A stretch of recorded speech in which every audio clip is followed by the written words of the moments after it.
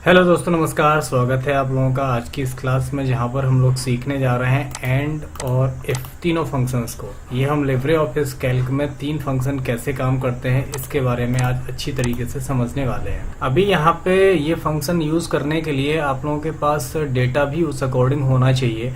और अभी तक जो मैंने फंक्शन आप लोगों को बताए हैं, समझाए हैं, उनमें डेटा थोड़ा कम कम होता था, लेकिन इफ एंड और फंक्शन यूज करने के लिए आपके पास पर्याप्त डेटा होना चाहिए। जैसे यहाँ पे देख रहे हैं, यहाँ पे हमने कुछ स्टूडेंट के नाम ले रखे हैं और उनके इन सब्जेक्ट्स के मार्क्स ले रखे हैं। तो यहाँ पे हम एंड और इफ फंक्शन उनके नंबर्स पे यूज करेंगे और उनका रिजल्ट चेक करेंगे कि रिजल्ट में फेल है, पास है, या ट्रू है या फॉल्स है। तो चलिए दोस्तों, शुरू करते हैं आज की इस क्लास को लिब्रे ऑफिस कैल्क में।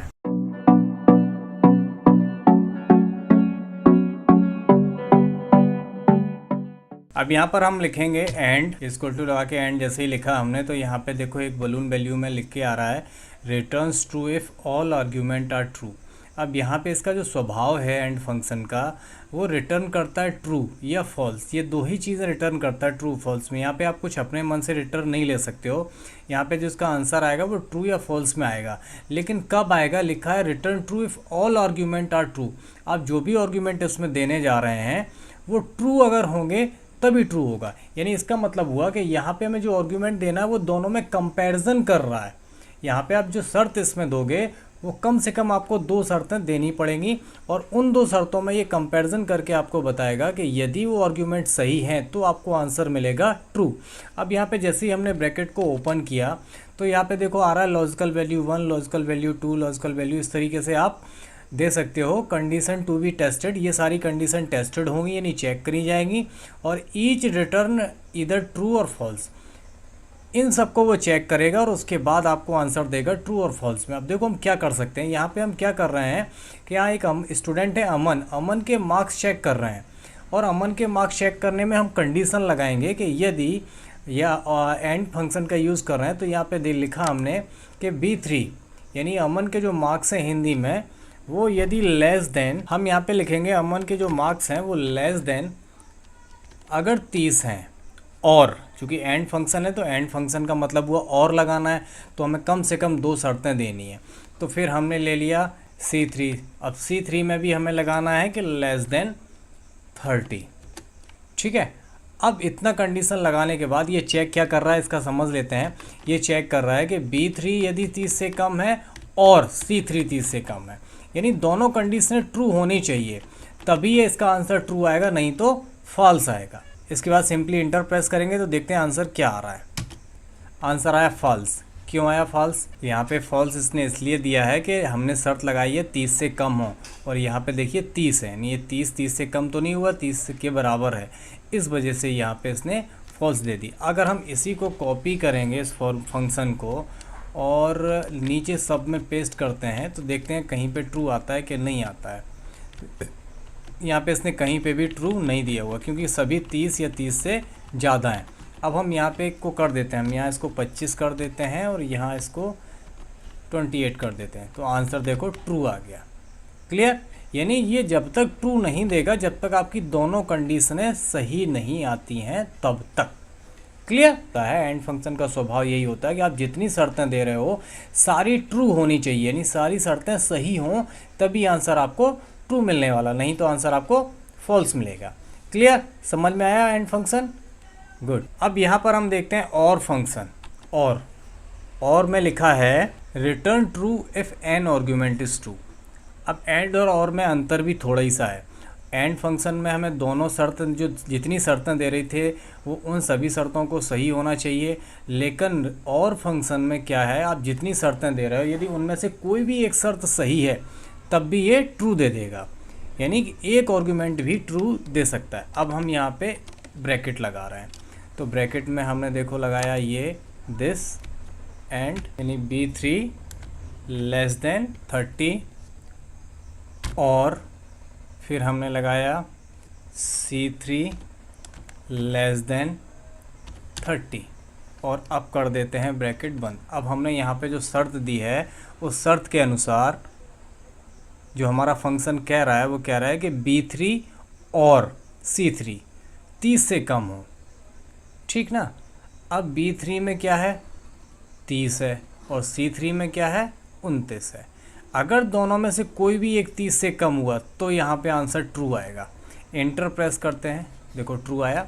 अब देखो इसको कॉपी करके मैं आपको नीचे दिखा देता हूँ, आराम से समझ में आ जाएगा। अब फॉल्स कहाँ पे आया, यहाँ पे। कहाँ आया कि दोनों संख्याएं 30 से ज़्यादा हैं। और यहाँ ट्रू क्यों आया, क्योंकि इन सारे ट्रू में एक संख्या कम से कम 30 से कम है। यहाँ पे देखो दोनों कम है, यहाँ पे एक कम है, यहाँ पे भी एक कम है, और यहाँ पे ये दोनों 30 से ज़्यादा हैं, तो इस वजह से इसने यहाँ पे फॉल्स दे दिया। अब अंतर समझ में आया कि एंड में दोनों कंडीशन या जितनी कंडीशन दे रहे हो सभी का ट्रू होना जरूरी है, तभी वो ट्रू देगा। और फंक्शन में दोनों में से या जितनी कंडीशन दे रहा है उनमें से कोई सी भी एक कंडीशन अगर ट्रू होगी तब भी ये ट्रू दे देगा। क्लियर ना, समझ में आया। यानी एंड का मतलब है कि ये और ये दोनों कंडीशनें हों, और का मतलब है ये या ये। अभी जैसे निमंत्रण होता है तो मैं एक शर्त लगा दूं कि कल की पार्टी तभी मिलेगी कि यहाँ पे अमन और आर्यन दोनों आएंगे, तो अमन और आर्यन जब दोनों आएंगे तभी ये कंडीशन ट्रू होगी। लेकिन अगर मैं बोलूँ कि अमन और आर्यन, तो इसका मतलब हुआ अमन या आर्यन दो में से कोई एक आएगा तब भी पार्टी मिल जाएगी, यानी कंडीशन ट्रू हो जाएगी। क्लियर, समझ में आया। और फंक्शन बढ़ते हैं अगले फंक्शन की तरफ, इफ़ फंक्शन की तरफ। इफ़ फंक्शन के लिए हमने सिंपली लिखना है इफ़। अब देखो इफ़ क्या कह रहा है, specify a logical test to be performed. आपको एक शर्त दे रहे हैं, उस शर्त पे अकॉर्डिंग आपको परफॉर्म करना है।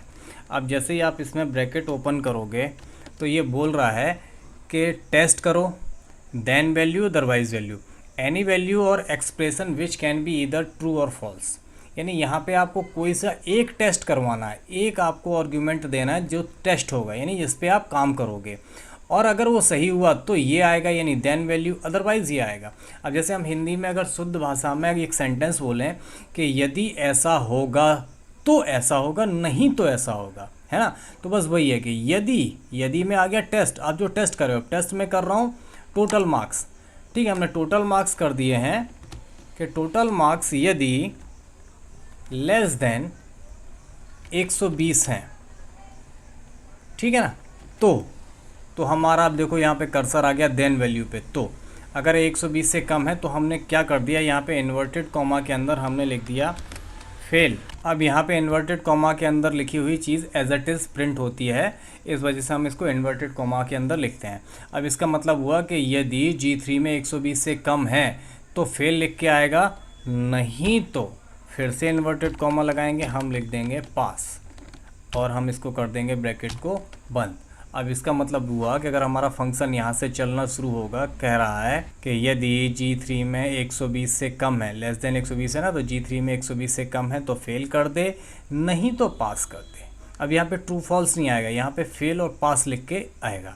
अब हम एंटर प्रेस करेंगे तो आंसर क्या आना चाहिए, यहाँ पे 114 मार्क्स हैं तो क्या आएगा आंसर, यहाँ पे आएगा फेल, क्योंकि ये 120 से कम है। अब इसी को जब आप कॉपी करके नीचे पेस्ट करोगे सब में, जैसे ही हमने देखो यहाँ पे इसको पेस्ट किया, तो जैसे ही पेस्ट किया तो यहाँ पे फेल आया, यहाँ पे देखो मार्क्स कितने हैं 159, तो पास हो गया।